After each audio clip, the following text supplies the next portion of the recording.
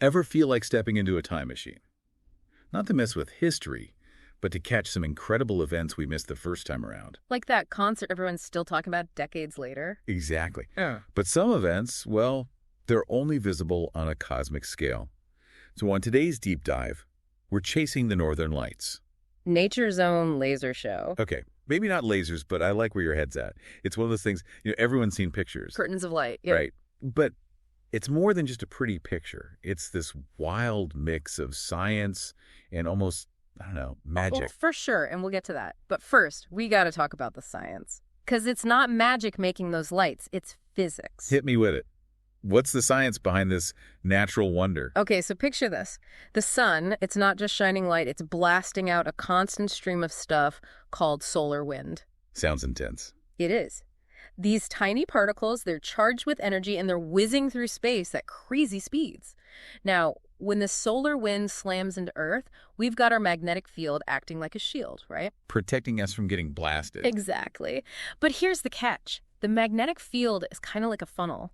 It's strongest at the poles, north and south, so it guides some of that solar wind right down into the atmosphere. Makes sense. Magnets, poles, all that. And when those particles, still super energized from the sun, hit the air, boom, they collide with oxygen and nitrogen, get all excited, and release that energy as light. Wait, so it's like tiny little atoms putting on a light show. You got it. It's like the sky is the stage, and these energized atoms are the performers, and the color of the lights, that depends on what kind of atom is getting energized.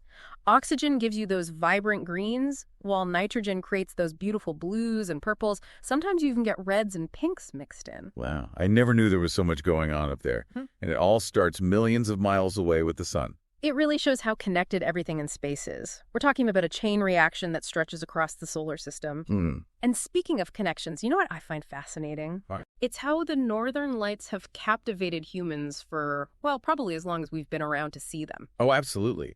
Long before we had scientists explaining solar wind and atoms, people were looking up at these dancing lights, wondering what they meant. It's like staring into the unknown. Exactly. And every culture, it seems, has come up with its own stories, myths, legends to explain the magic they saw in the sky. Right.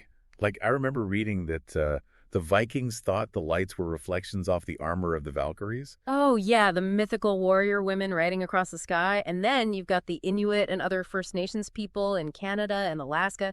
They've got all sorts of stories. Some see the lights as spirits of animals or ancestors dancing and playing games up in the heavens. You know, it makes you think. Even today, with all our scientific understanding, there's still a sense of awe and wonder when you look up at the Northern Lights. It's like this reminder that some things are just bigger than us, you know? We're so used to explaining everything, but then you see something like that and you just got to surrender to the beauty of it all. And it makes you want to see them for yourself. So, for those of us who've been bitten by the travel bug, where's the best place to catch this show? Well, you're going to want to head north, of course. Places like Norway, Iceland, Alaska, Canada, those are your best bets. I have heard good things about those glass igloo hotels in Finland. Imagine watching the auroras from the comfort of your bed. And you know what else is cool?